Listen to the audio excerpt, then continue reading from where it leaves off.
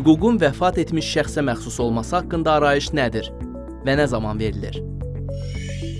Daşınmaz əmlakın dövlət reyestri haqqında qanunun 8-ci maddəsində göstərilmiş əsaslara görə daşınmaz əmlak üzərində mülkiyyət və digər əşya hüquqları əldə etmiş şəxs çıxarış almadan vəfat etdikdə, onun notarius tərəfindən müəyyən edilən qanun və ya vəsiyyət üzrə vərəsələrinin daşınmaz əmlakın dövlət kadastrı və reyestri publik hüquqi şəxsə müraciəti əsasında hüququn vəfat etmiş şəxsə məxsus olması haqqında elektron arayış verilir. Bu arayış elektron hökumət portalında yerləşdirilir və onun notarius və hüquq sahibi tərəfindən elektron üsulla real vaxt rejimində əldə edilməsi imkanı təmin olunur. Həmin arayış əsasında notarius tərəfindən vərəsənin adına müvafiq vərəsəlik sənədləri təqdim edilir. Bundan sonra vərəsə müvafiq vərəsəlik sənədləri əsasında öz adına daşınmaz əmlakın dövlət reyestrindən çıxarış əldə edir.